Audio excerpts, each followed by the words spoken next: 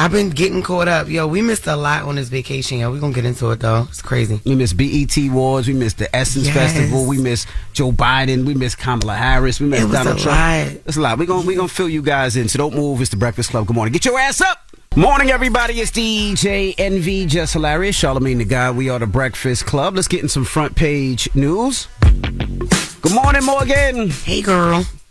Hey, y'all. Hey, good morning. Back at it again with the back at it again. So while we were away, the Supreme Court of the United States made a few rulings in cases on their docket. One of them being deciding whether to grant former President Donald Trump immunity from prosecution for alleged crimes committed while he was in office. Well, last Monday, July 1st, the High Court ruled 6-3 in favor of the former president, meaning he is shielded on some levels from criminal charges for acts he took in office. As a result of this rulings, Trump's sentencing for his hush money trial in New York has been pushed back to September, so he's no longer going to be sentenced on July 11th, and he will be able to remain on the campaign trail unless the judge in that New York hush money case sentences him to prison or home confinement.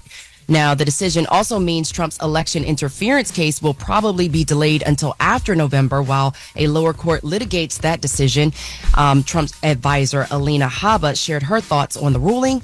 Let's hear more from her. I think that the justice has made the right decision. Absolute immunity is important for all presidents. I've said it time and time again. I've argued on immunity for President Trump, and I think they did get right that they recognize absolute immunity exists. They basically have said, sorry, Jack Smith, you don't get to just impede and intrude on the executive branch. We get to have protections for presidents who are doing things while they are in office so that they don't come out and get targeted and criminally and civilly sued. Now, Jack Smith is the special counsel for the United States Department of Justice, just in case you didn't know. And on the other side of the aisle with that, President Biden shared his thoughts on the ruling. Let's hear more from President Biden.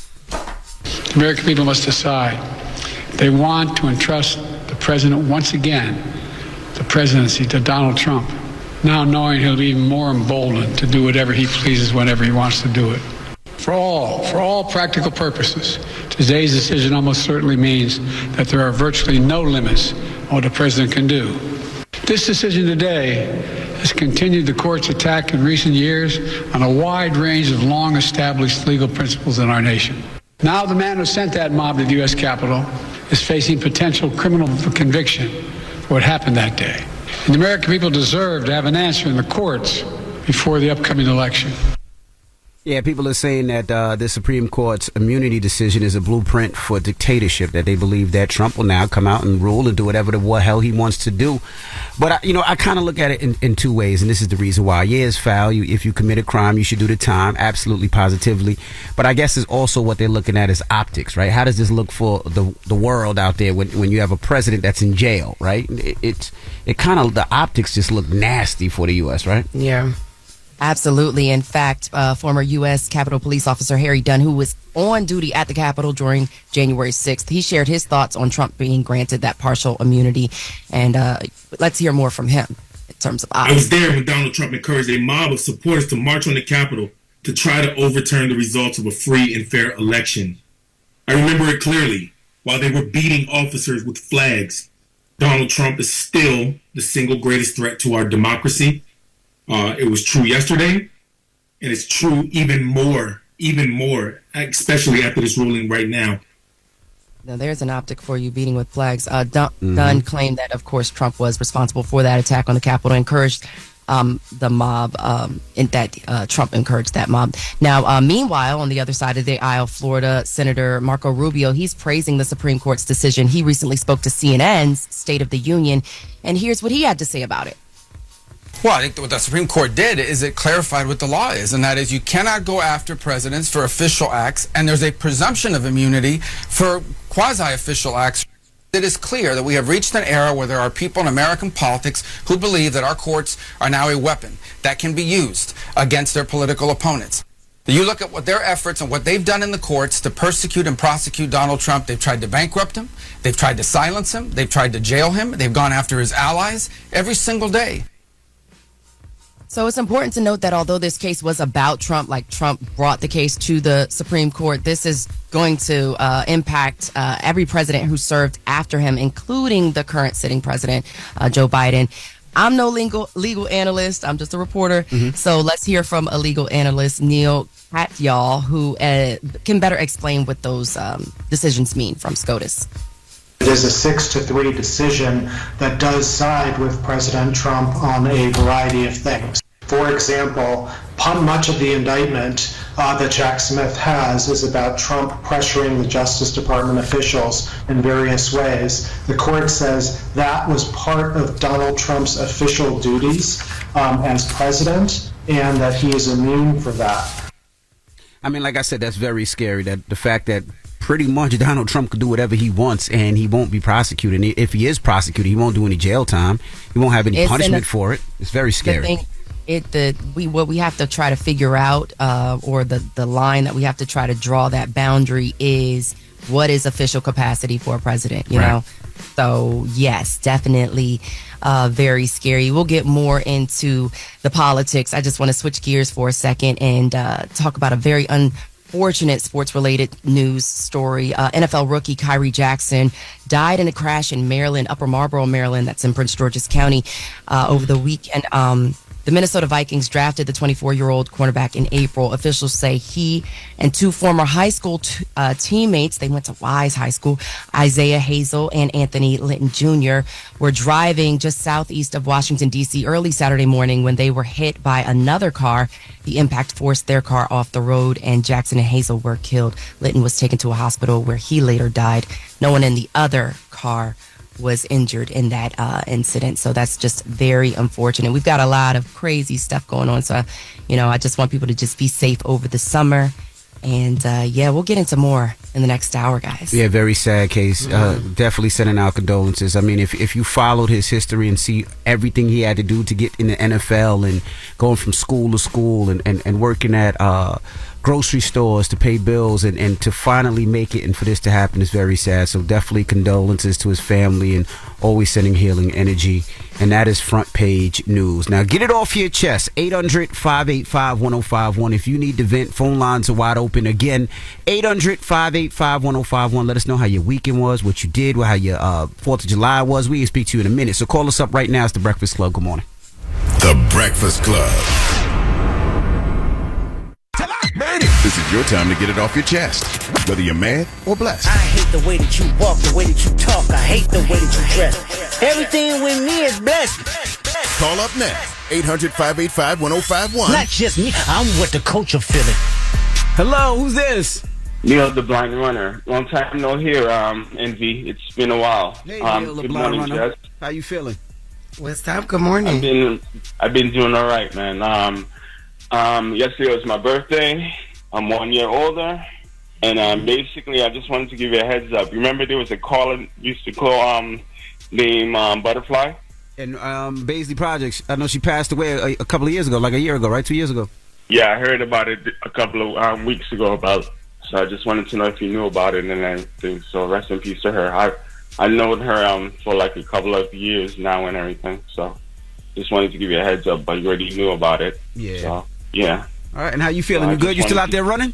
Yeah, man. I'm getting ready for my 3rd marathon for November 3rd and everything. So still waiting for you to start running with me. Nah, and your daughter. I couldn't guide you because you probably outrun me. So you be guiding me, you be dragging me like how them dogs be dragging the owner. Sometimes you would be dragging me all up and down the marathon, brother.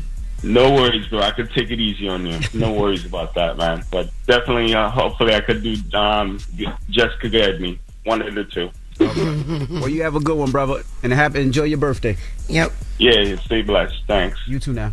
Hello, who's this? Yeah, what's up, Envy? Hey, what's up, Trav? What's up, Jess, my mom? What's up, baby? How you doing? I'm doing good. I was calling to tell Charlamagne happy birthday, but he's still out here being probably from his birthday. Okay, out here giving big bottom energy to my girl Star. So I was going to say happy birthday. I know he out there tearing the tops up. And happy birthday to my girl. It's cancer season. All right, Trav. Bye, y'all. Bye. Bye. Get it off your chest. 800-585-1051. If you need to vent, hit us up now. It's The Breakfast Club. Good morning. The Breakfast Club.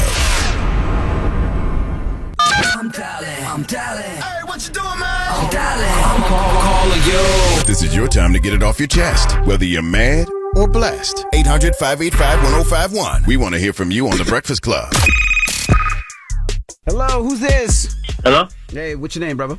Yeah, my name is Michael Boss. What's up? Big up DJ Envy. Morning. What's up, Mike? Yeah, well go on. Yeah, big up Charlamagne and morning, just so you know. Big up. Yeah, so more on top because I'm Jamaican and we just had a hurricane Beryl that just ran through the island, pretty much destroyed houses, power, everything is down.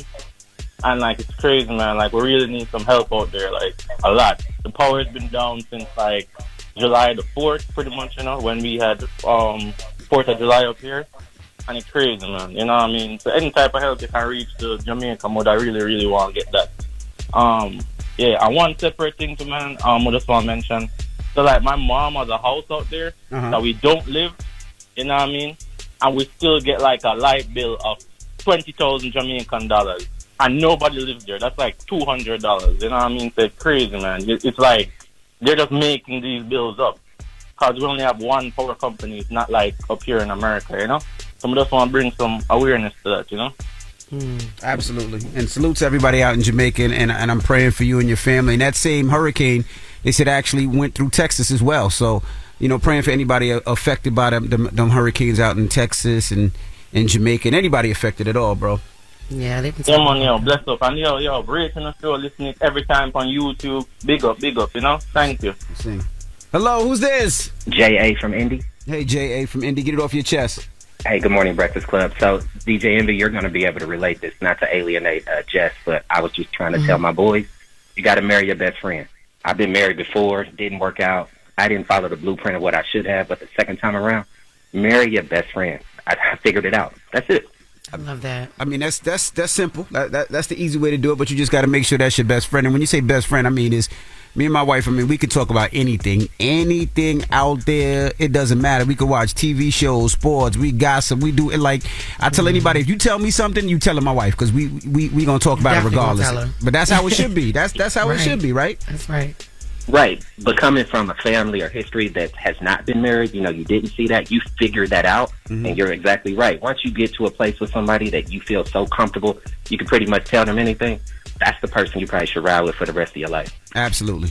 And you're not alienating me. That's some great advice. I can take that with me. Well, I was just saying, because not to minimize you, but I know you have not been married yet, but I know you will. But DJ Envy always talks about marrying his best friend, and it's on deck now. I get it. I get it. So that's the blueprint. But you know what, J.A., the best part about it was me and my wife met in high school. So she was 15, I was 16. So that relationship, we didn't have nothing. So it wasn't like it was built on anything. It was just built on, puppy love at first and friendship and just doing just fun stuff. And then it grew into what it was. That was the best thing about it is that's why I always say, just meeting somebody in high school where there's no parameters. It wasn't like we were going together because we wanted a steak. There was nothing. We ate McDonald's, you know what I mean? So that was the best thing about it, starting from the bottom. Right. And not to monopolize your time, but the way I figured all this out, I had been going to therapy for the past 4 months. And she had taught me that all of my relationships had been transactional. I do this, you do this, I do this, do this. And then she started asking me what my friends look like and who my best friend was. And I'm like, well, damn. So, again, I appreciate your time. She just told me I had been doing it wrong. So the light bulb's on. All right. Well, thank you, brother. Yep. Y'all have a good one. You too now. Get it off your chest. 800-585-1051. If you need to vent, hit us up. Jess, let me ask you a question. Who's your best friend, Jess? If you had two best friends, who would they be? If I had two, who would they be? Because I have two now. Who are your two best friends? Of course, we got Sheena. Mm-hmm. And then we have Joey. She's from L.A. Well, she's from Detroit, but she lives in L.A. She actually just left. Okay. All right. And my two is my pops and then my wife. And the reason I always say my pops is because he's that one person that he gives it to you raw pause. He going to tell you what it is. It don't matter whether you like it or love it. And he going to tell you in such a nasty way. And it's like, deal with it. And then I'll go for a day and not speak to him, or he'll go a day and not speak to me, and then the next day is just, what up, Pops? It is what it is. He's a mean mother effer, but that's my Pops. Mean. All right. Get it off your chest. 800-585-1051. Now, we got Jess with the Mess when we come back? Yes, I wanted to take it back because I don't appreciate how everything happened while we was on vacation. Okay. So I just wanted to take it back. We're going to cover Usher's tributes. Mm-hmm. You know what I'm saying? Because I say what the people be thinking, and we just going to get it there. Okay. Because I need to know, some unanswered questions and everything. So, okay. We'll do that when we come back, so don't move. It's The Breakfast Club. Good morning. The Breakfast Club. Morning, everybody. It's DJ NV, Jess Hilarious, Charlamagne the guy. We are The Breakfast Club. Charlamagne is out, but let's get to Jess with the Mess. News is real, whether it's Jess Hilarious, Jessica Robin Moore, just don't do no lies. She don't spare nobody. Worldwide Jess, worldwide Mess. On The Breakfast Club. She's a culture shifter. She was able to get y'all to see something and understand something that nobody could get you to see. It's time to set it off. Okay, so congratulations to Usher. The BET Awards was last Sunday. We were out. I would have covered this way earlier. And I ain't had time to do Jess with the Mess on the phone. I just don't be giving that until after I had his baby, y'all. But he received the Lifetime Achievement Award. The tribute was done by all women besides Childish Gambino, who opened the tribute by performing a ballad version of You Don't Have to Call. I didn't have time to get that audio, but just imagine Childish Gambino opening with a soft version of You Don't Have to Call. How did it sound? I don't think that song, first of all, performed by Childish Gambino, I don't think that song should be ever softly performed. You don't have to call. It's okay. You know what I'm saying? Right. Like, that's one of his hype songs. But that was like the only male that they had in the tribute. Then Keke Palmer came out and she did You Make Me Wanna. Now listen, I always say this about Keke. Keke give Disney no matter what. No matter what. So it's like, I'm not saying I don't take her serious, but performing for Usher, I think that still come from, the thing that happened with her baby father. Well, right? that's why she probably did You Make Me Want to Leave, the one I'm with. So I guess that was a play on that, but you saying it wasn't sexy. It felt very... It felt very Keke Palmer. Okay. Like, Okay. All right. Disney, Hey Y'all, Kids Bop, Okay. Giving, All right. Kids Bop. Like she's Okay. very PG-13. Got you. I don't think Usher is. So that's the thing. Summer Walker did good. Okay.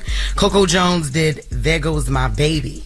Now, she started off serenading. This was like, because you know how at Usher's show in Vegas, how he would serenade the women, even if they was with their men, right? He ain't care. That's what he did. She did a play on that, right? But she greeted his wife first, which I thought was respectful, and then she pulled him up. He looked back at his wife like, "Can I go? Can I go?" As he should have. Yes, that's right. As he should have. So I thought that was real cute. Yeah, I think I just wanted to see more men. Then Marsha Ambrosius, we got this audio. She did Superstar. That's a hard note. But I heard the UK. That was the first time I ever heard the UK come out. I was like, okay, she's singing in that accent now. Sound a little different. Okay. Then Chloe killed it. In my opinion, Chloe and Tiana, they killed it. But we're going to get there. Tinashe, she performed Nice and Slow. It's giving like karaoke. I wonder why they did Usher like that, though. I don't know why. And the reason I say that is Usher, he means a lot to the culture. He means a lot to our world. And no disrespect to anybody that performed, but where are the superstars that were going to do that tribute? Where's the Marys, the Mariah? Where is it? Yes, because where are those huge artists? And why was it all women except for Childish Gambino? And then why is it Childish Gambino? That was the thing. I think we got Mario, we got Avery Wilson, we got Tank, we got Eric Bellinger, we got Vito. I don't even know his relationship with Chris Brown, but Chris, there's so many different artists that I felt like could have did that. When they do those Michael Jackson tributes and they do those huge tributes, they get huge people from the genre to do it. They just, no disrespect to any of those artists, but we're talking Usher. Listen, and when I say rightfully so, Tiana ate that. Like, let me hear. Let's just hear a little bit of her, because she had the only one that tore it up vocally, and her and Victoria Monet, they danced. Right. No, she ate that. I'm talking about like Victoria Monet gave Beyonce, just because we know Victoria comes with the performances anyway. So I was extra proud to see Chloe Bailey. She did Good Kisser. She ate it up, and Tiana. They did the best to me. I just feel like all the stars should have came out. We're talking Usher. He just did the Super Bowl Where was Beyonce? Where was with people like that, like Alicia Keys, that he's done records with? Right. Like, where were those people for this tribute? And no disrespect to any of the other artists, but I just feel like this is Usher. Well, they probably was like, BZ Awards. You stupid. Excuse me? You stupid. So, you stupid. It was right. Like, but Ciara, I would have loved to see Ciara do something because she from the A. Mm-hmm. She loves Usher. Usher loves her. I don't know, but he loved it and he didn't have anything to say about it. He thought it was nice. So as long as he liked it, then he liked it. Would Usher ever get on stage and be like, I ain't like that? Yeah, I should have did better. He would never say that. He will never. Well, we're talking Usher. I just feel like, it should have just been a lot bigger. I think the bigger artist should have came out and showed that man some love and respect and everything that he's done in his career. And he just did the Super Bowl and everything. I just felt like it should have been a little better. Yeah. Well, since we got a couple of minutes left, look, last Sunday, Rick Ross was in Canada, Vancouver, and so in the set he had his DJ play Not Like Us, which was not smart. That's Kendrick Lamar's hit, and Drake fans confronted him. They asked him, now listen, we got video of all this. They asked him, yo, turn it off. Big white dude with a beard, yo, turn it off, whatever. He squatted down and looked in somebody's eyes and was like, man, I'm the biggest boss. I can do what I want. Started talking his ish. And we seen a punch connect. I don't know if anybody else seen it, but I seen it. And then his entourage, they got, it was bad. It was bad. Of course, 50 Cent had some things to say. Let's play number 5, Red, please. No. Number 4. Hey guys, I just saw a very unfortunate situation that took place in Canada. And I want to say to everyone, that I hope that brother made it home safely. I hope that he now has a different perspective, a better sense of what to do and what not to do while you're out in the world. That part where the young guy went he did this little move and got knocked the out right there. That does not reflect him. That reflects his camp, and he might need to go get the Dream Chasers or the 305 Killers. See, I thought 50 was going to be real sincere. When he said, hey guys, you thought he was going to be, when he said the hey guys. I really did. And he even said, I hope that brother got home safe. I don't know. But look, it was this one big security guard, that got hit. I'm talking about, and these were nice sized white boys. It was one black boy because I kept hearing the word Negro, but y'all know I can't say what it was. So I was like, I know they're not saying Igga, but they didn't. It was one black guy. Listen, now, those guys who, won the brawl, they're known as the Fallen Angels. And of course, this is Drake's country. We're not just in his city. This is where this man is from. So of course he has ties to big businesses and small businesses too. And people know the Fallen Angels, you know what I mean? So was it the Fallen Angels or Hell's Angels? I wasn't sure. My bad. Hell's Angels. Child, I'm thinking about, I'm sorry, the Hell's Angels. The Hell's Angels, yeah. That's even worse. They're like the Hell's Angels. One of the biggest motorcycle crews in the country. Yeah. Allegedly. And it was allegedly said that they had some recent business with Drake. So it's like, why would you go over there and play that? Why you didn't play your diss record that you jumped in and ain't nobody asked for that? Why wouldn't you play your diss record and get your crew, hit over your music? Don't play another guy's song and get beat up over that. So that's Jess With The Mess. That is so funny. Yo, and real quick, Drake commented on Tia Kemp, Rick Ross' baby mother picture, or one of them posts you to go. Yo, this little trolling, this is so funny to me. I'm sorry. I had to get it out. It's so funny because it happened while I was on vacation. They had to get it out. All right. Well, that is Jess With The Mess. And salute to 50. Happy birthday to 50. 50 just celebrated his birthday a couple days ago. So. Oh, yeah. Salute to my guy, on Saturday. Happy birthday, Fib. All right. Now, when we come back, we got front page news. Of course, we're talking to President Biden. So we'll get into it next. It's The Breakfast Club. Good morning. The Breakfast Club. Your mornings will never be the same. Morning, everybody. It's DJ NV, Jess Hilarious, Charlamagne the Guy. We are The Breakfast Club. Charlamagne is out today, but let's get in some front page news. Good morning, Morgan. Good morning, y'all. Yeah, so we missed a lot while we were away, and whether you like it or not, President Biden says he's not going anywhere. He is staying in this upcoming presidential race. He made the comments at the White House during a July 4th event. This comes shortly after he met with Democratic governors and told them he will no longer schedule events or meetings after 8 p.m. to get more sleep. Now, I'm not sure if he wants more sleep or he wants them to get more sleep. Now, CNN reports that left several of the governors frustrated. Days later, Biden spoke exclusively with ABC in his first interview following his poor performance during the debate. Let's hear more from President Biden on ABC. Because I was sick. I was feeling terrible. Matter of fact, the docs with me, I asked them if they did a COVID test because they're trying to figure out what's wrong. They did a test to see whether or not I had some infection, a virus. I didn't. They just had a really bad cold. It was a bad episode. No indication of any serious condition. I was exhausted. I didn't listen to my instincts in terms of preparing, and I had a bad night.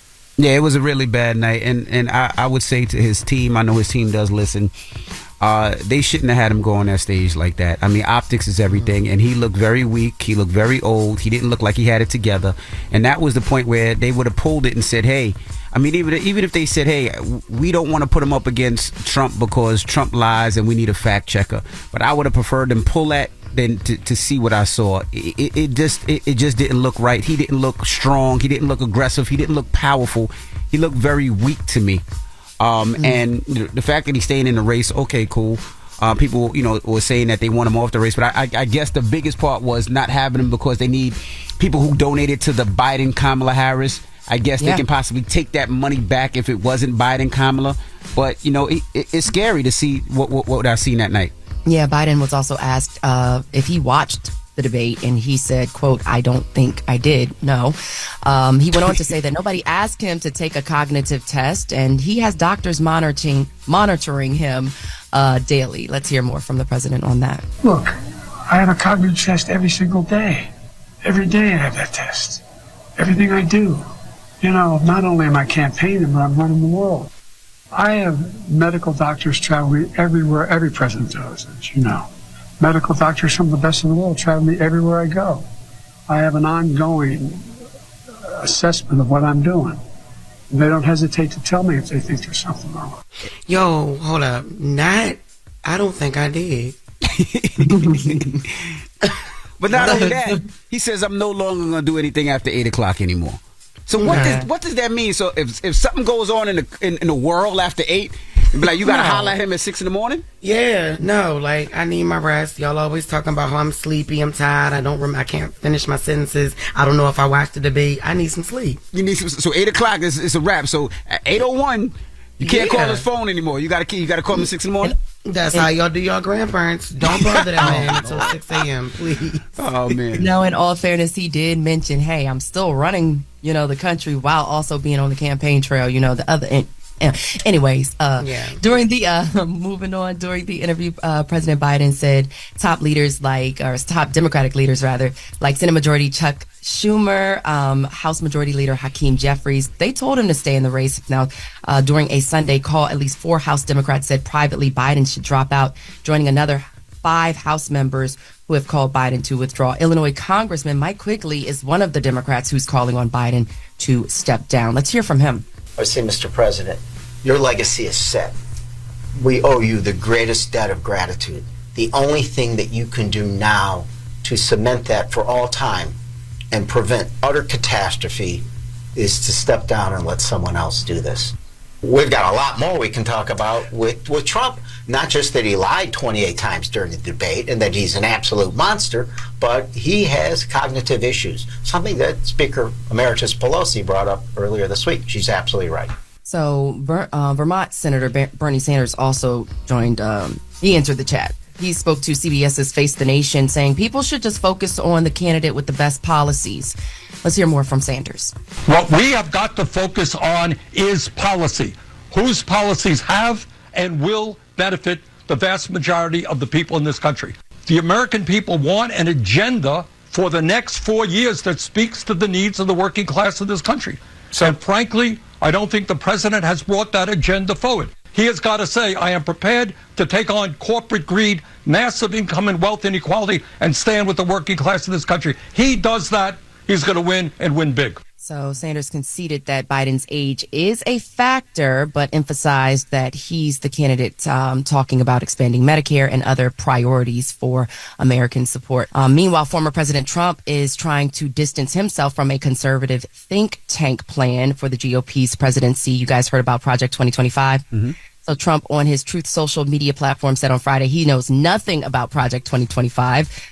put forward by the Heritage Foundation. He said he disagrees with some of the things the group is proposing, claiming they are absolutely ridiculous and abysmal. The project, full of conservative initiatives, recommends more direct presidential control of government agencies like the Department of Justice.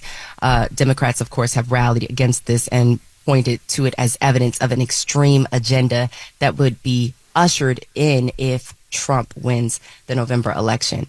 Now, some of those things on that Project 2025 list that just has been sending me is, like a complete ban on abortion. They're talking about ban African American and gender studies and education on all levels, ban books and curriculum about slavery, ending climate protections. I mean, the list goes on and on. So we'll see what happens as a result of that. Trump is trying to distance himself from that Project 2025 thing. It seems that it would put us in quite the what's the word you used earlier? Envy, dictatorship. Yeah, dictatorship. So that's your front page news. I'm Morgan Wood. Thank you, Morgan. Appreciate you. Thank you, guys. You can follow me on social at Morgan Media, and make sure you continue to catch our news coverage on the Black Information Network at BINnews.com. All right, thank you, Morgan. Now, when we come back, Columbus Short says some things about black women, and black women are pissed the F off, but we're asking your opinion, 800-585-1051. Can you play what he said? Do you feel like in the media today, there's a lot of demasculating of black men? Absolutely. These women are black women, were raised by single mothers, absentee fathers that are either incarcerated, dead, or just gone. Talk about it. That their mama said, you don't need no you don't need no man. You can do it by yourself. So that energy comes into the home. They're not, what you talking about? Unless you giving me this, doing that. There's no respect of the man, the black man, by black women. And black women do not be mad at me. They're going to be mad, trust me. I'm not talking about all of y'all. I'm saying they're going to be mad. There's a majority of you guys that was raised without a father, so you have no respect for that. 800-585-1051. What are your thoughts? Let's discuss. It's The Breakfast Club. Good morning. The Breakfast Club. Steady calling my phone. It's topic time. Call 800-585-1051 to join into the discussion with The Breakfast Club. Morning, everybody. It's DJ NV, Jess Hilarious, Charlamagne the Guy. We are The Breakfast Club. Now, Charlamagne is out, but we're taking your calls, 800-585-1051. Now, Columbus Short, he got into a little, some heat and some backlash. He was on what's the name of the podcast? Unqualified as F podcast, and he was talking about black women. Do you feel like in the media today, there's a lot of demasculating of black men? Absolutely. These women are black women, were raised by single mothers, absentee fathers that are either incarcerated, dead, or just gone. Talk about it. That their mama said, you don't need no you don't need no man. You can do it by yourself. So that energy comes into the home. They're not, what you talking about? Unless you giving me this, doing that. There's no respect of the man, the black man, by black women. And black women do not be mad at me. They're going to be mad, trust me. I'm not talking about all of y'all. I'm saying they're going to be mad. There's a majority of you guys that was raised without a father, so you have no respect for that. What do you think, Jess? I think listen, for him to be like, black women don't be mad at me, you already know what you're getting. And then now when black women respond, I don't understand how men can say things or people say things like that, and then when we respond, we're angry because, for one, don't play with all of us like that. Then we're the angry black women. Like that, I don't understand that. Now he may have attracted all of that. You get what I'm saying? And I'm not saying what he's saying is a lie, but to constantly keep highlighting the fact that women were raised by other women alone without dads, or maybe their dads were incarcerated, or maybe their dads weren't there, walked out on the mom. Why is that your reason for not being with black women if you already know the root of the problem? You feel me? I'm not saying it needs to be excused, but don't go set on the show and be like, oh no, I can't, I date this race or I date this and that race. Is easier because the root of the black woman is always, I don't need a man. That's what she was taught by her mom. If you know where it comes from, how about some therapy for it? How about you actually try to help her. Because all y'all be wanting help too. Right. See, I think You know it's what I'm saying? I think it's a thin line between quote unquote demasculized and a slave, right? And I'm gonna tell you why. I have 4 daughters, and I teach my 4 daughters you don't rely on anybody but yourself. Does that mean she's gonna fall into place? No, she's gonna make sure she's okay. A lot of times we've seen in the past that women have stayed in relationships because they had to. They let a man lead and a man led them down the wrong path. We've seen it 1,000,001 times. I'm not going to say that happened in every situation, but we've seen it before. We've seen a woman be taken for granted. We've seen women get beat. We've seen women get mentally abused, physically abused, and all that because they follow what their parents said. Let a man lead, and that's fine. You can let whoever lead that you want. You can let a man lead, but to sit there and say that I'm supposed to tell my daughter to follow a man and make sure you depend on a man and this, that, and the other, I'm not doing that as a father. As a father, I'm telling my daughter, you create your own. You have your own. Now, in a relationship, yes, you share and you do your relationship a certain way. But if that man ever decides he's going to leave, or that man ever decides he's going to cheat on you, or he's going to be mentally or physically abusive, you don't have to stay because you are stuck. You can leave at any given moment. And that's, I don't care if you're raising a black queen, a white woman, if you're raising an Asian girl, if you're raising, it doesn't matter. I'm going to teach my daughter this, and not because I think she's better than any man. No, because I want her to have her own. Am I bad? Am I wrong for that?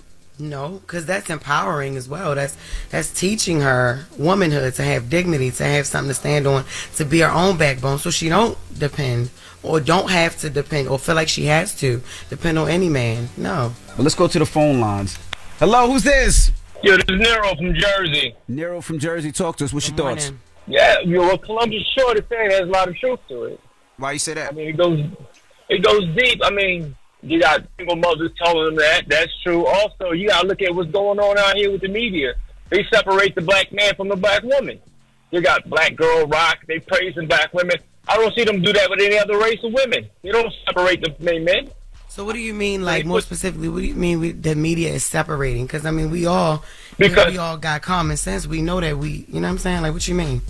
Right, but you don't see no other group, no other race, how they praise their women and they separate them from their men like they do with the black women. I don't see no white girl rock, no Asian girl rock award show, no Hispanic girl rock award show. You understand what I'm saying? But I think it's important to celebrate, especially black women, because black women haven't been represented in our community, in our culture, in our lives for years. They've been backbones for a lot of the things that we've strived from civil, from racial, from education, from so many different things. No, I just think it's a shot of respect and show them the love and support that they should have got years ago and decades ago. I hear what you're saying, but black men and black women, we're one. We're one race. We're one together. Absolutely. They don't do that, but they don't do that with any other race, is what I'm saying. But let me ask you a question, bro. You got kids by any chance? Yes, I have a son. Okay. If now think about this. You have a daughter. I got 4 daughters. Let's say if you had a daughter. What you going to teach your daughter? Aren't you going to teach your daughter to strive out there, have your own, just in case, so you're never stuck in a situation? You're not going to teach your daughter that, or you're going to teach your daughter, you fall in line with a man? I'm not saying to oppress the woman. Mm-hmm. Okay, all I'm saying is they don't look at us as a collective, as one. They try to separate us. Okay, that's my issue. All right, well, thank you for your call, brother. Hello, who's this? This Vaughn. Vaughn, what's up, brother? From Columbus. What's your thoughts? What up, Envy? What up? First, let me say what up, Envy. What up, Jess? What up, brother? What up, baby?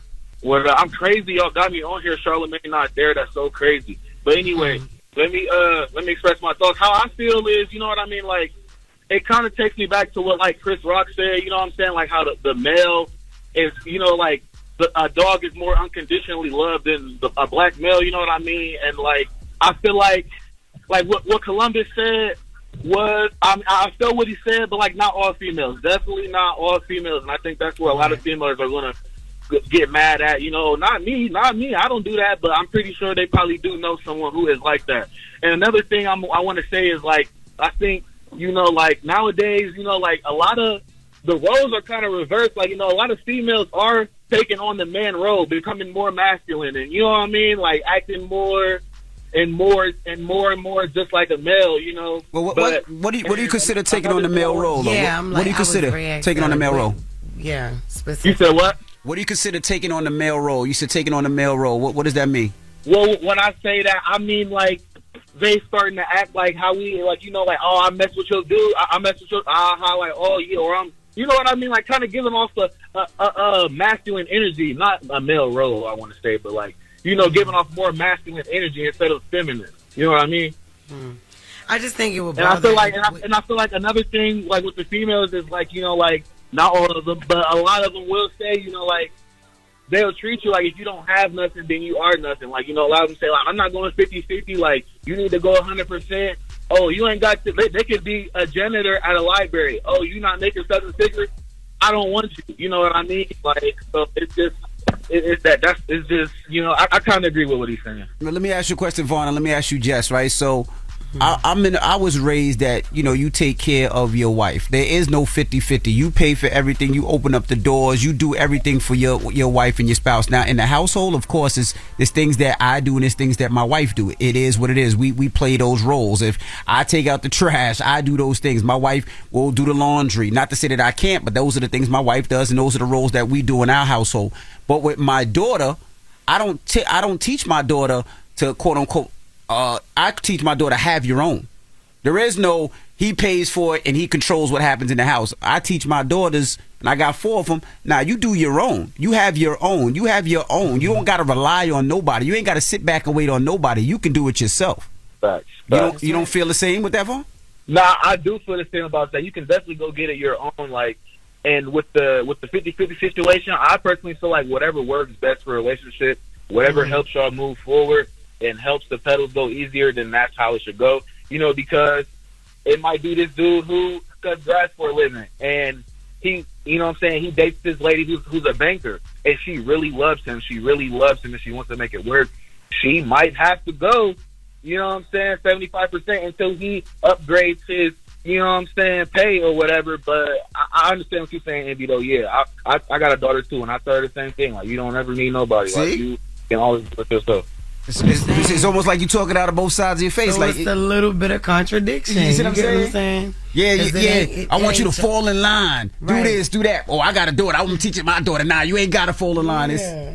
Which one is it? Let's discuss. Columbus Short said this. Do you feel like in the media today, there's a lot of demasculating of black men? Absolutely. These women are black women, were raised by single mothers, absentee fathers that are either incarcerated, dead, or just gone. Talk about it. That their mama said, you don't need no you don't need no man. You can do it by yourself. So that energy comes into the home. They're not, what you talking about? Unless you giving me this, doing that. There's no respect of the man, the black man, by black women. And black women do not be mad at me. They're going to be mad, trust me. I'm not talking about all of y'all. I'm saying they're going to be mad. There's a majority of you guys that were that was raised without a father, so you have no respect for that. We're taking your calls. It's the Breakfast Club. Good morning. Tell made it. If y'all talking about it, you know we talking about it. It's topic time. Call 800-585-1051 to join into the discussion with the Breakfast Club. Morning, everybody. It's DJ Envy, Jess Hilarious, Charlamagne the Guy. We are the Breakfast Club. Charlamagne is out. So, we're taking your calls, 800-585-1051. Now, Columbus Short said this. He was doing a podcast. The name of the podcast, let me shout them out. Unqualified as Unqualified as F podcast. And we're asking, what are your thoughts? Let's listen. Do you feel like in the media today, there's a lot of demasculating of black men? Absolutely. These women are black women, were raised by single mothers, absentee fathers that are either incarcerated, dead, or just gone. Talk about it. That their mama said, you don't need no you don't need no man. You can do it by yourself. So that energy comes into the home. They're not, what you talking about? Unless you giving me this, doing that. There's no respect of the man, the black man, by black women. And black women do not be mad at me. They're going to be mad, trust me. I'm not talking about all of y'all. I'm saying they're going to be mad. There's a majority of you guys that was raised without a father, so you have no respect for that. Hello, who's this? Kia, can you hear me? I can hear you now, Kia. What's your thoughts, Kia? So, first, I just want to say that I grew up in a home. So I was able to see, like, my father protect the home, protect his family, make sure they have everything they need. So I saw my parents work together as a team. Now, I don't like the fact that he said that majority of the women, because one, he hasn't met the majority. So, I would say some, or the ones that he has met. But now, when I got married, I saw my husband at that time going out, just being out in the streets, not doing what they wanted. So why would I need someone like that? Mm-hmm. So I never said I needed him. But now I got married again. And now my husband is, he takes care of the home. He's my protector. He protects our family. When he's not here, I'm always like, okay, I need my husband. Like, I just don't feel safe. I don't feel protected. And he'll say, like, oh, I'm going here and there. Please stop telling people where you're going. So don't put it out on, social media that you're not here with me, because I feel protected when you are here. So my husband is my protector, my everything. I do need him. Now, previously, nah. Nah. And what's up, Jess? Sorry. Now, Kia, let me say this. I get what you're saying, but I think when I say things change, like the first thing I did when my daughter turned 18 was taught her how to shoot a gun. The first thing I did when I got my license to carry, I got my wife got her license to carry, and I take them to the I take them to the facility all the time and show them how to shoot.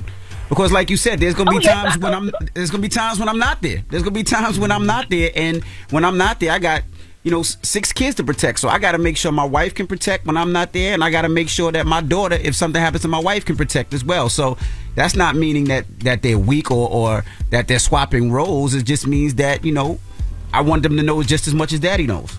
Yeah. Oh, correct. I got it. I get it. Because I'm military. Oh, okay. So you know how to shoot a gun too. So you shouldn't be that scared or that nervous regardless. Have a good one.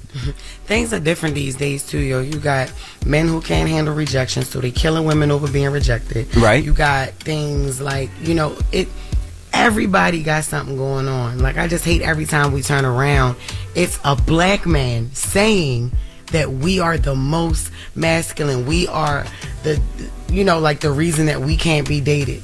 Like, you get what I'm saying? Yeah. You know what, too, Jess? I think it's an old way of thinking about things, too. Yeah. Like, of course, back in the day, if we look at our parents and our grandparents, the man ran the household. Whatever that man said in that household happened.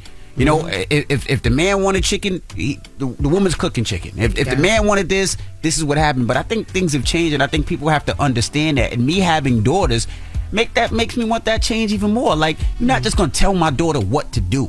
Like, it don't work like that. She's not your slave. Like, y'all can have a conversation. If she says, okay, well, this is what I want, then y'all can have a conversation and y'all do that. That doesn't make him weak. Yeah.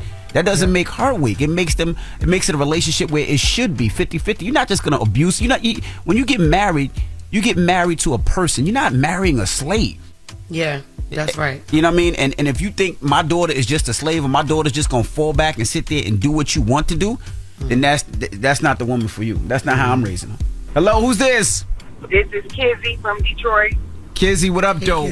What's your thoughts? I don't see nothing wrong with what he said. He's telling the truth. Why you think he's saying the truth? There's no way to explain it, but it is true. And then you also got fathers out here that teach their daughters too that they don't need a man for them to be able to be successful or, take care of themselves or. But what's wrong? What's exactly wrong with that though? If you're a man and you raising your daughter because what you said sounds perfectly There's fine. nothing wrong with that. I don't know. What I'm saying is he's telling the truth because he also said that doesn't go for everybody. So if the shoe fits, But there's nothing wrong with raising your kids or teaching your daughters that they don't need anyone. They can do it by themselves. Yeah, I don't think there's a problem with that. I mean, like I'm saying, I'm not saying that my daughter got to go around the world and say she needs nobody for the rest of her life. But my thing with my kids is I just don't want them to rely on anybody, and I'm gonna teach them how to do it themselves. Like some people, their wife, their woman, their daughter, they rely on somebody else, so they're in situations where they can never leave because they feel like they need that. what I try to teach my kids and my especially my daughters is how to do it on their own, how to cook, how to hunt, how to shoot, how to protect themselves. And I'm not saying that she doesn't need no man, but you know, I just want them to make sure they have the knowledge to protect themselves when need be, and not have to always rely or be in a situation where they can't leave because they feel like they rely on that person too much. And then also you also have to take into account like how they also have to be taught how to love as well, and a lot of these men do too. Nah, you're right. So you're right, and that's the thing. So you got a moral of the story, Jess? Just learn how to love. Learn how to love, because we've all been oppressed some type of way.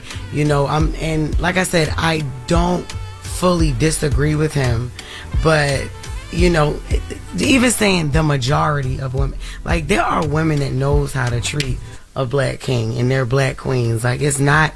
I'm just getting tired. It's just oversaturated, this conversation of women, black women being way too, you know, masculine to be dated by black men. I hear it more often than I hear the other side of it. Right. Because there's another side too. Correct. And I just think as a community, we got to start checking each other. Yeah. Like when we start seeing F-ish, we got to start checking people, women, men, all of the above. Like we just can't let things happen. Like we have to go back to that community sense where it's like, and I'm not bringing this up, but like the thing with Diddy and Cassie, right? Mm-hmm. We all know that wasn't the first time that happened, right? Can we all agree to that? Yeah. Right? So somebody had to see that before, and I feel like somebody should have checked Diddy early on. Somebody should have checked, and it doesn't matter if it's me, if it's my kids, if it's you or whoever. Yeah. If you see some F shit, it's okay to pull somebody on the side and be like, yo, bro, that's not it. Yo, sis, that's not it. Yeah. Like it's nothing wrong with that. And sometimes we got too much pride and we allow it to go on and on and on and on. But anyway, all right, Charlamagne is out. So if you want to give somebody donkey of the day, you can. Phone lines are wide open, 800-585-1051. Now we got Jess With The Mess coming up. What we talking about? We're gonna get into some stuff that happened recently. Nikki had to cancel one of her concerts in another country. We're gonna get into that. All right, we'll get into that next. It's the Breakfast Club. Good morning. Morning, everybody. It's DJ Envy, Jess Hilarious, Charlamagne the Guy. We are the Breakfast Club. Now, Charlamagne is out, so let's get to Jess With The Mess. News is real, whether it's Jess Hilarious, Jessica Robin Moore, just don't do no lies. Don't do no lies. She don't spare nobody. Worldwide Jess, worldwide Mess. On the Breakfast Club. She's a coach of shit.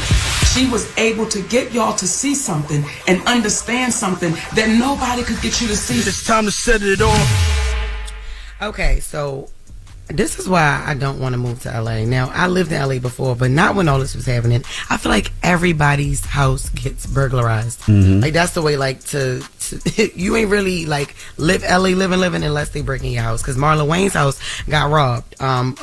This was last Saturday, but he wasn't there. So the reports that burglars snuck into Marlon's backyard and shattered a window around 2:30 a.m. He wasn't home, but his brother was at his house, Keenan Ivory Waynes. Now, Keenan said that the noise woke him up, but he thought nothing of it and went back to sleep. And so the next morning, one of Marlon's employees, they realized that the house had been ransacked or whatever. So then, of course, police were called and everything. The thieves reportedly stole a safe and several thousands of dollars, which was in it in cash. But Marlon shared a video on social media to address the robbery. This is what he said. Hey, what's up, people? First and foremost, I'm saying thank you to all the people that checked on me and seeing if everything was okay when I was burglarized. I want you to know that they didn't really get much because I don't own shit. The most valuable thing in my house is my house. So unless you're gonna put that shit on a truck and drag it away, then yeah, man, you did well. But I don't own shit. I don't wear jewelry. This is fake. This is just does my heart. It's a heart rate monitor. It's an aura. No necklaces. I don't have cash. I use credit cards. I'm the wrong to rob. Go down the block. There's a lot of flashy out there. Yeah. Oh, I know his neighbors is like, yo, what do you mean? Like you go down the block? No, we're not flashy. You know, the sad thing about it is I tell everybody all the time, we get so comfortable, right? And when I mean comfortable, we have alarm systems on our house. And a lot of times, people don't set them all the time because you're comfortable. You know, you get used to, I'm just going to sleep. I'm not going to set it. But we just have to make sure that we continue to set our alarms, that we always look what's going on. Mm-hmm. And even if you do hear something in your house, because he said he heard something and went back to sleep, to check on it, because you never want to be in a situation where somebody run up in your crib, you know? Yeah, that was his brother, you know, Keenan Ivory Wayne. Mm-hmm. He just woke up and then her son then went back to sleep. Ain't think nothing of it. So it's probably more than likely like a big ass house. Yep. And he probably just like, all right, whatever. You know what I mean?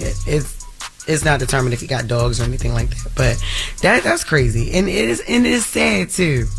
It's sad. I feel like we hear about a home burglarization or whatever, or burglary, because burglarization was just crazy. Burglary, but somebody being burglarized. Yeah, but that's like an LA thing. Yeah, like they run up in your curb in LA, and they say they do that because usually the police time to actually get to the house is so long. So like, you know, in certain places it might take 10 minutes, 8 minutes, 12 minutes. They say in LA it might be 30 minutes. Yes. Yep. Exactly. That's why I tell everybody, get a dog. Yeah, definitely get a dog. Or dogs. Dogs, plural. Big Yep. your house is. Moving on to other news, Kendrick Lamar releases Not Like Us music video, and he took more shots at Drake. Did you see the video, Envy? I did. You liked it? I mean, did you feel like it was creative? I think Kendrick is always creative. Like when they break down all the things, like when Kendrick is sitting there and it's dark and they have like a fake Drake walking up behind him, and then the boogeyman takes him away, and then you know he has his wife in there and they're dancing to show that the family's together. So Kendrick does what he does. Yeah, he does. And then how he had on there, like when he's in the cell with the cinder block doing push-ups, because you know Drake dropped push-ups. That was one of the diss tracks.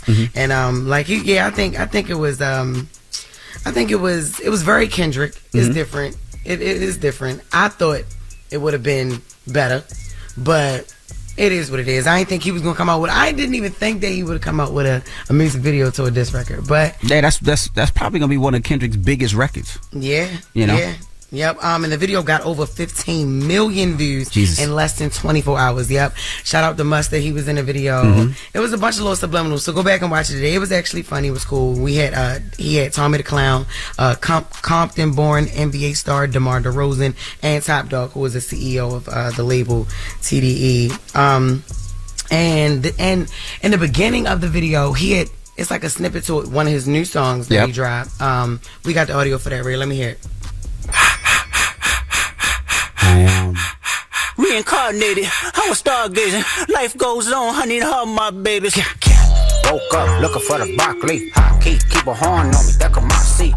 IP ownership. The blueprint is by me. Mr. Kid off. Okay. Yeah, He's I think it's really dope. LAing it up. But that sounds like another LA hit. It does. I've been talking to a lot of people from LA, and they said, you know, people don't understand outside of LA what he did on that stage, bringing all those neighborhoods together and all those gangs together. He was like, that was so big for the city. He was like, it hasn't been that big since the song Colors, which was like 30 years ago. So the fact that he united so many different people, and I guess we don't understand it as much because we ain't from LA, so we not with that culture. But the fact that he's doing that, people are just, you know, ecstatic with the things that he's doing. So salute to Kendrick and TDA and all those people over there. Yeah, and it was like a big cookout actually. Honestly, I'm gonna say, I know people probably gonna be mad. You know, I don't really care. It reminded me of God's Plan music video a little bit. God's Plan when Drake was running next to the car and all that. Yeah, no, like just some parts of his video reminds me. I kept thinking about God's Plan. Remember when like he had the people? It was like real hype. Like, you know what I mean? Like showing different parts of the city. Didn't he do God's Plan in Miami? He did it in Miami, yeah. But God's Plan, he was giving people things back, right? Yeah. But just some of the scenes I saw, like I was like, oh crap! I gotta look at it again. Sounds like it looks like the God's Plan video. But shout out to Kendrick. It was Kendrick. It was a very Kendrick production. Correct. Yeah. That's Jess With The Mess. My bad, Joe. All right, Jess. Now, Charlamagne is out, so if you want to give somebody Donkey of the Day, 800-585-1051. We'll get to it next. It's The Breakfast Club. Good morning. The Breakfast Club. Your mornings will never be the same. It's your time to nominate a donkey of your own. Remember now, it's how they choose.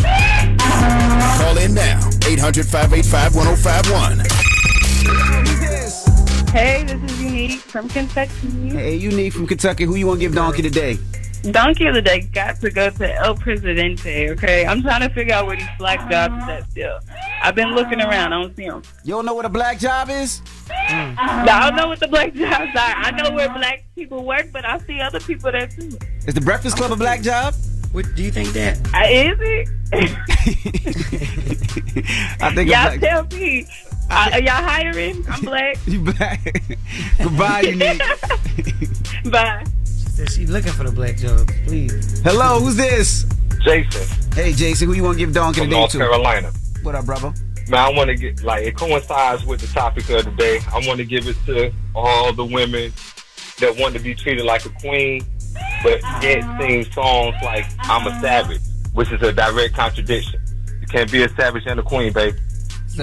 So you mad at women because they want to be queens, but they want to sing ratchet stuff? No, I'm not mad. I'm not mad. Like, I was actually on hold for the topic of the day, but I got hung up on, so I had to just condense it. But I do want to give you props, DJ Envy, because what you said about telling your daughters, you know, to have their own, that is accurate, yet that is different than telling your daughter to be independent. I don't know how to take that, but all right, thank you, brother. Yeah.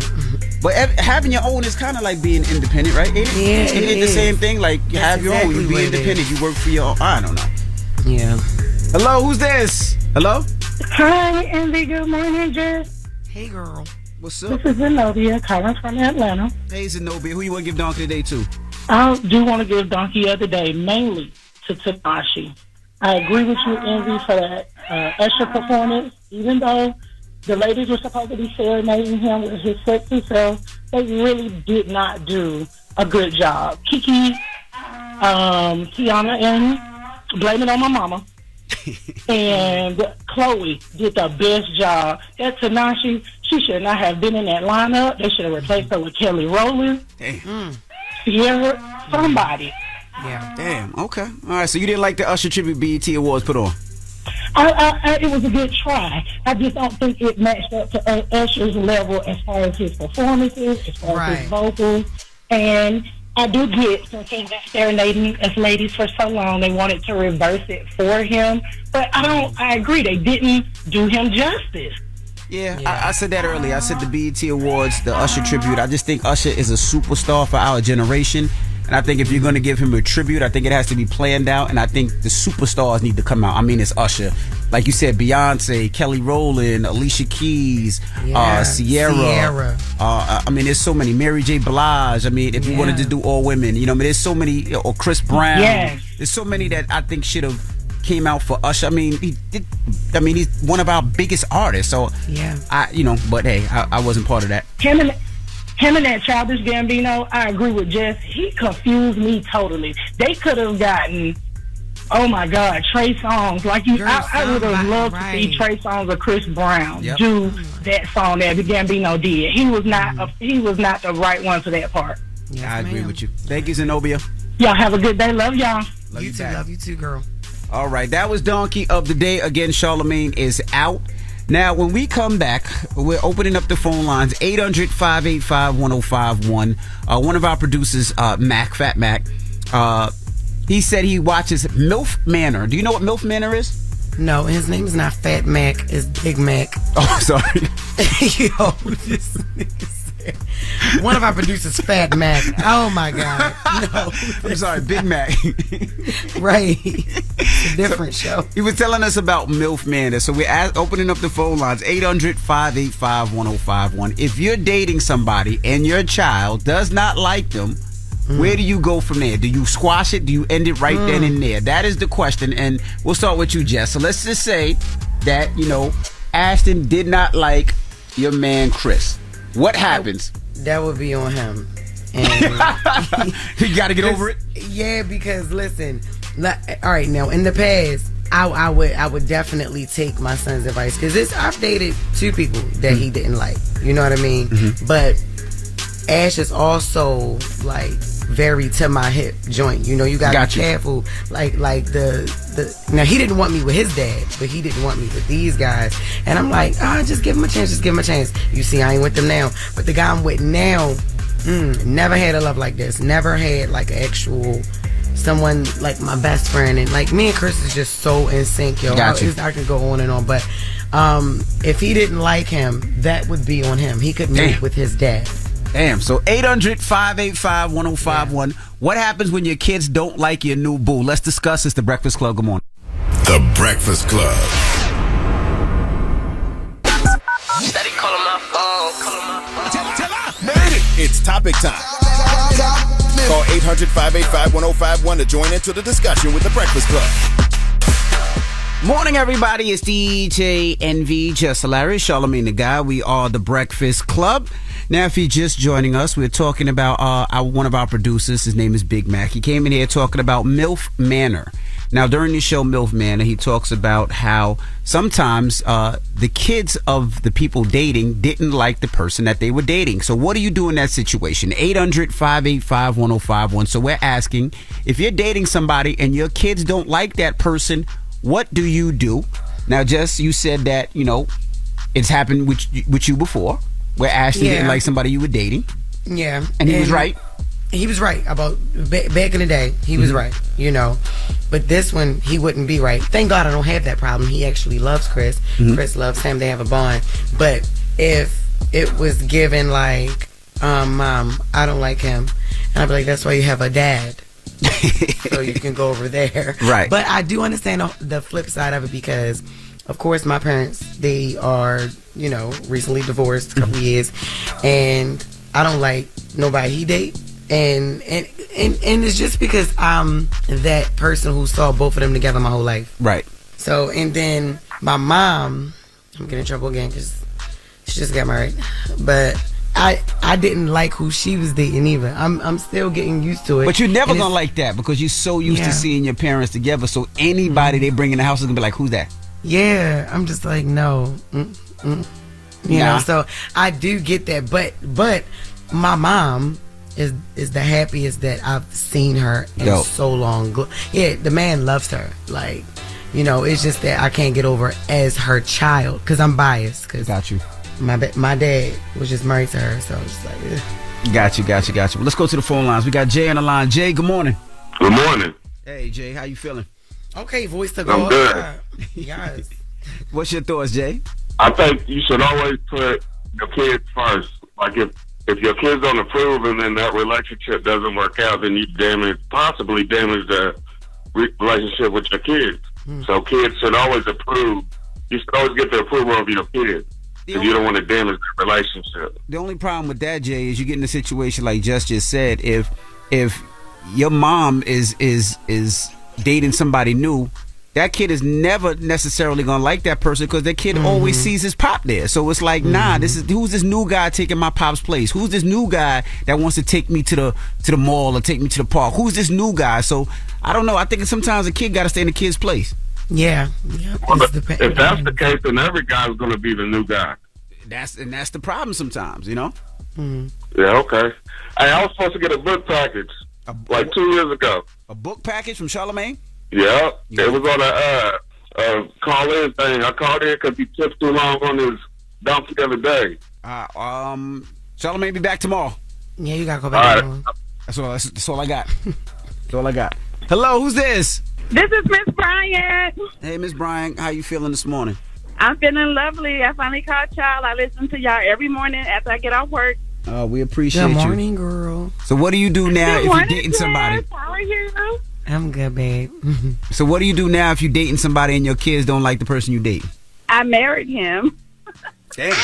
No, that's right. Why didn't they like him? Because I didn't date when my kids was younger because I became a single mother. So I gave my kids the respect of not dating like that. So when they became grown, my kids are grown. They don't live with me. I live alone with my husband. So I married my husband. Damn, so that F what your man kids brush my teeth, run my bath water, cook my dinner. Yes, I married my husband. Okay. Thank you, Miss B. Hello, who's this? Hey, this is Unique from Kentucky. Good morning. Hey, y'all joined again. I just want to say, like, my daughter has, like, really good intuition. My daughter does not like my new food. He got to go. I'm sorry. Something ain't right. How old's your daughter? My daughter loves everything. She's 7. So if your 7-year-old daughter does not like your new boo, she has an intuition where you like, I'm going to drop him? No, like, dead serious. My daughter loves everybody, so, yeah. If something's off, I'm sorry. Something ain't right. But she is joint at your hip, right? Like, that's your girl. Like, that she's a mommy's girl all day, right? She is, but she's not like, I don't want the attention away from me type of right, girl. Okay, that's where I was going with it. So it's more so she's looking into who he is, and if she don't like it, exactly. Like, she's one of those, like, she's rocking where I'm rolling. You feel me? So like, if she feel like something ain't right, I gotta go with it. All right, don't let little Blues Clues make you miss your blessing now, all right? You know what, Jess? I'm not doing this for you. Oh, my God. Y'all hilarious. Thank y'all so much.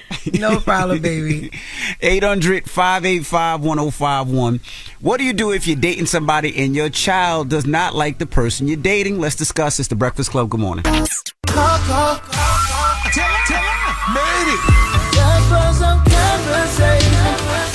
If y'all talking about it, you know we talking about it. It's topic time. Call 800-585-1051 to join into the discussion with the Breakfast Club. Morning, everybody. It's DJ NV, Jess Hilarious, Charlamagne the Guy. We are the Breakfast Club. Now, if you're just joining us, we're asking 800-585-1051. What do you do if you're dating somebody, but your kid does not like the person you're dating? Let's go to the phone lines. Hello, who's this? What's good, bro? I'm Richard. Hey, Richard. Good morning. Hey. What's good with you, man? How you doing, Miss Jess? What's up, babe? How you doing? Oh, I'm lovely. Now, Richard, what do you do if you're dating somebody and your child doesn't like them, or vice versa? Okay, so I have it from the other perspective. I used to date a cougar who had a son, and he didn't like me at all. So like, I kind of just used to go over and blow his mom's back out and just not care what he thought. You know what I mean? That's real disrespectful, Richard. How many years apart were you and the son? Because you said the cougar, so he had to be like up there with you in age. Yeah. So he was like, I don't know, he was like 20. I was probably like 26 or something like that, 26, 27. But he was just young enough to where he couldn't buy alcohol from the store. Because I remember one time I thought he was mad at me because I wouldn't buy him drinks from the store. But like, you know what I'm saying? He didn't like, I didn't know why he didn't like me, but his mom loved me, so. Obviously. Yeah, you begging his mom's back out. He probably hear you in the room and everything. Like, yeah, I wouldn't like you either. No. Well, yeah, that was it. So one day we was there and we didn't know he was there because the car that his girlfriend was driving, it was gone. And we got it cracking. I mean, like I was in there. All right. Okay, Richard. We just heard the door slam outside of the door from her room. And he just texting her, blowing up, I can't believe you would do this to me, blah, blah. And I guess it didn't really help because she was white, not that matters or anything, but like, yeah, man. Oh, hell yeah, it matters. And now it matters. You got this big black mandingo coming in here laying it down. Yes. He probably about to kill the family dog, probably going to go shoot something up. Like, that's horrible. Shout out to her, because I know she listens to the show, so she'll probably hear it and know, like, I'm not Richard, but yeah. Shout out to you. I miss you. Call me. Goodbye. Yo, hang up on this man. This guy's crazy. I miss you. Like, what? Hey, big head to a white girl. What? Hello, who's this? It's Sean. Sean, what's up, brother? What's up, Sean? How's it going, dude? Doing good. So what are your thoughts if you're dating a woman and your kids don't like the person you're dating?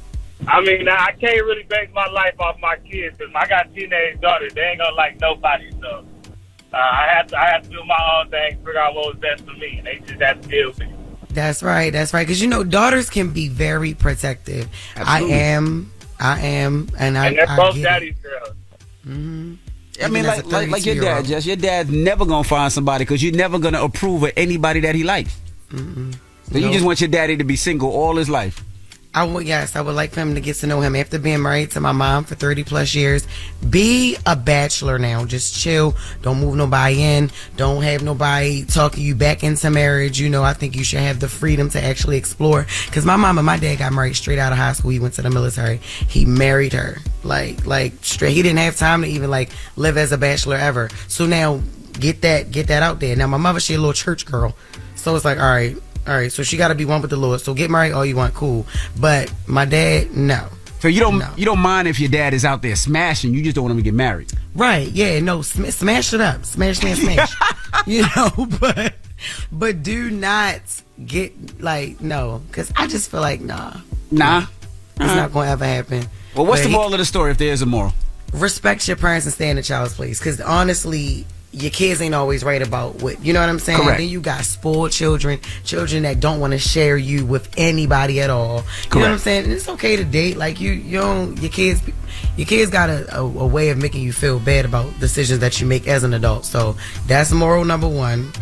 And then moral two, definitely take into consideration, it depends on how old the child is too, but definitely can take into consideration how your child feel about the person, because it could be some things that they can spot some things that you don't. Why you over here hypnotized by the peen, right? You know what I'm saying? You overlooking some things, so you just listen to them, and then sometimes don't. I don't know what's the moral, Envy. I don't know, man. Right, you already married, so it don't. I'm even married. matter. I don't Your know. kids gotta like their mother. All right, I don't know. Well, we got Jess With The Mess coming up. What we talking about? Absolutely. Pop Smoke's killer said if he could, he would go back, but he ain't saying sorry. Damn. All right. Well, yeah. We'll get to that next. It's The Breakfast Club. Good morning. The Breakfast Club. Morning, everybody. It's DJ Envy, Jess Hilarious, Charlamagne the Guy. We are The Breakfast Club. Let's get to Jess With The Mess. News is real. Whether it's Jess Hilarious, Jessica Robin Moore, just don't do no lies. She don't spare nobody. Worldwide Jess, worldwide Mack. On The Breakfast Club. She's a coach of shit. She was able to get y'all to see something and understand something that nobody could get you to see. It's time to set it off. So, Blockstar, who was one of the boys involved in Pop Smoke's murder, he sat down with Adam 22 on No Jumper for what? I do not know why. That's what I'm saying. People be abusing this podcast equipment. I'm telling you, and abusing the privilege to have it. During the interview, he reflected how he feels about Pop Smoke's death. I'm not sorry about nothing. It should never happen. But I ain't sorry. Like, if I could go back, I'll go back. But I ain't sorry. Like, die every day. He was rapping about it. All type of shit. I send my condolences to the family, and I wish it never happened. But I don't regret nothing. I wish I never had either. I'm not making this small thing. It's just, I don't know, growing up, my people, my family told me, you ain't sorry for shit. Like, whatever you did it for a reason. And stand up. Did y'all hear me behind it? When they recorded it, I guess when they recorded the snippet of him speaking, I guess they recorded you as well. So it was you on top of the gentleman, Blockstar. Yeah, that was weird. But yeah, anyway, he was just basically saying, just for the people who didn't hear, but it was like he contradicted himself a little bit, right? Like, condolences to the family. If I could go back, I would, but I'm not apologetic about it. Yeah, he was saying the way that he was raised, and that his family taught him that pretty much stand on business and don't regret anything.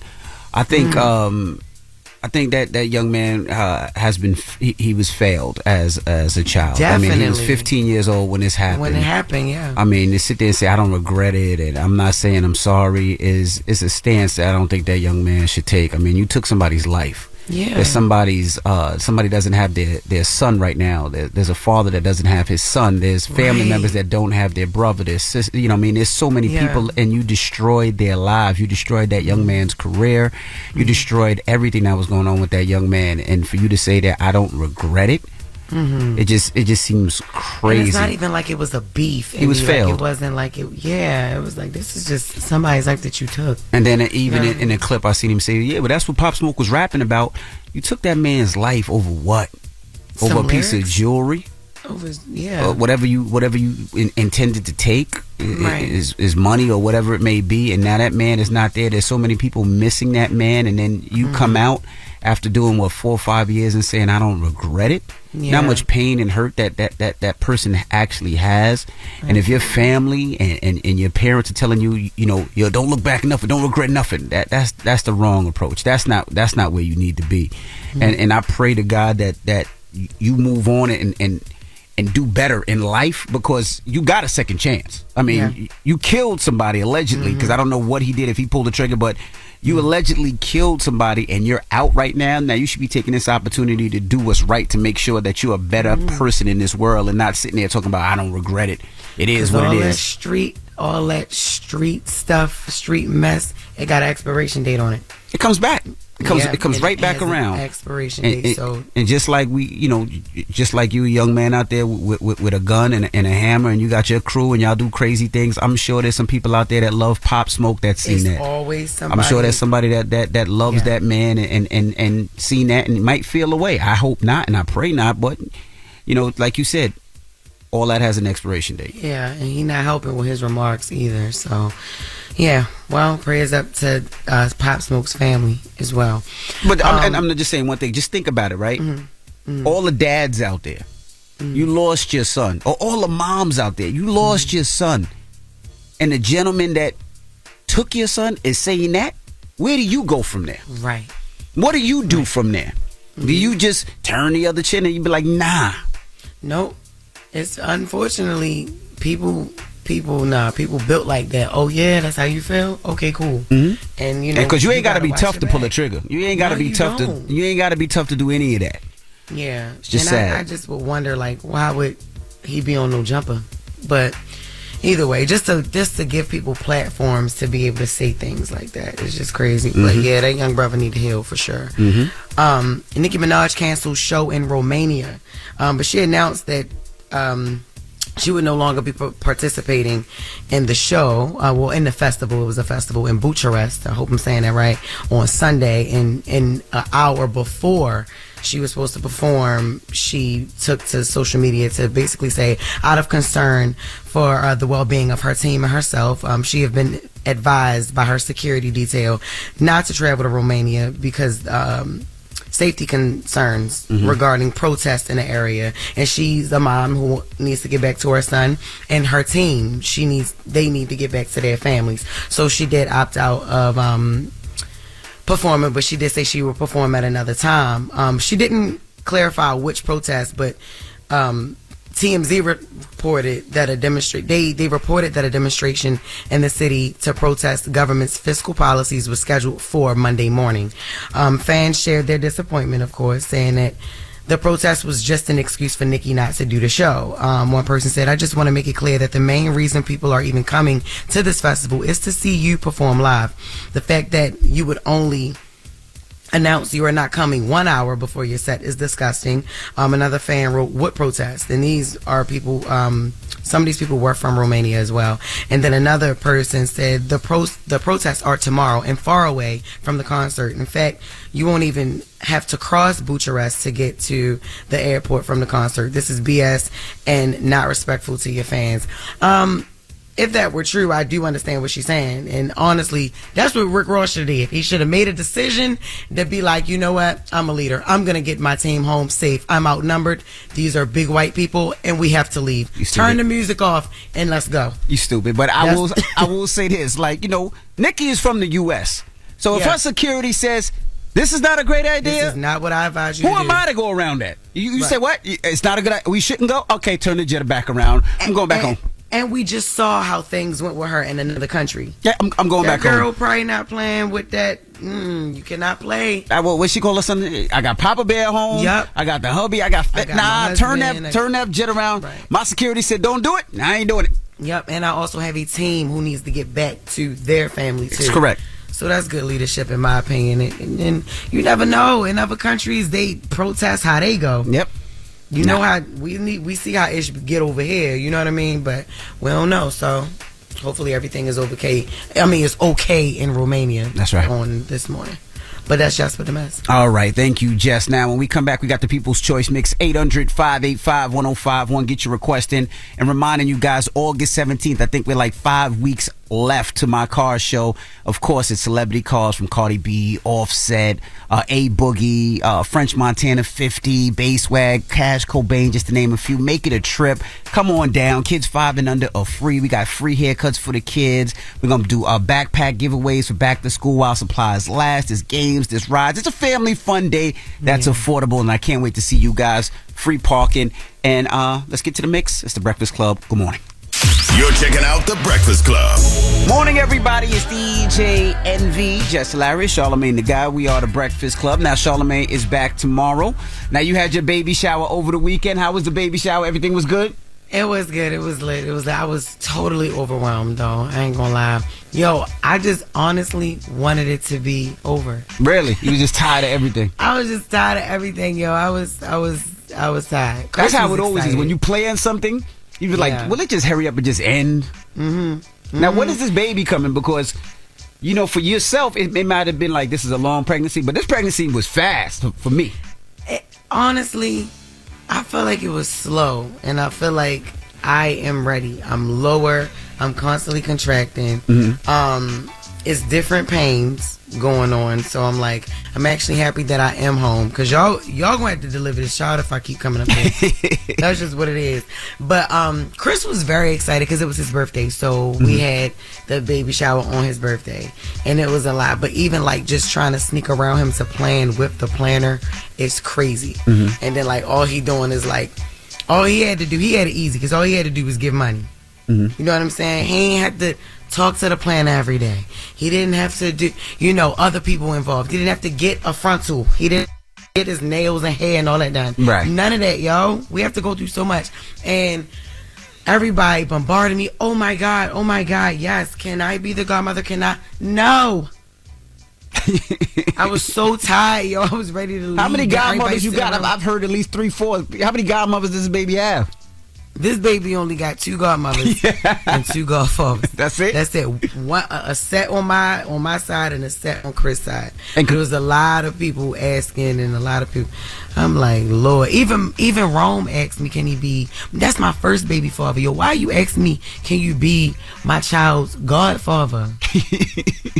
Rome was so happy. Yo, Rome helped us reveal the gender. He had a t-shirt on. He threw people off because he wore a blue jacket, and then when he took it off, when we revealed, he took off his jacket or whatever, and it said it's a girl in the back. He had the pink and white Asics on. You know, Rome just like, he reminds me of Bow Wow and Ray J put together.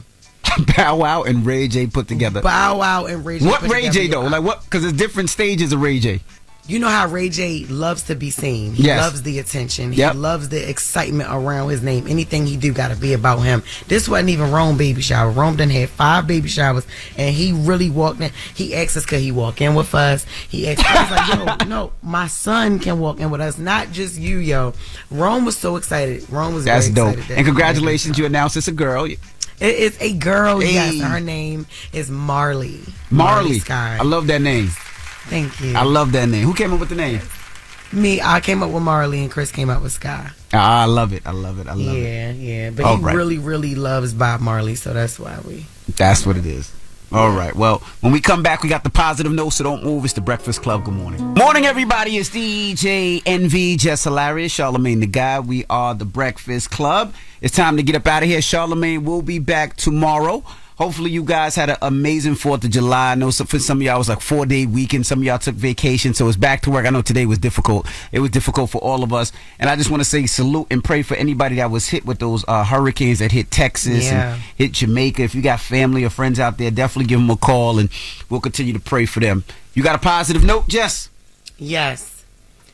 If a tribute is given, please include legends. You're not letting off of BET, huh? No. That's the positive note. If a tribute is being given, please consider the legends. Okay. Yeah. It's the Breakfast Club. Good morning. Breakfast Club, bitches! Y'all finished or y'all done?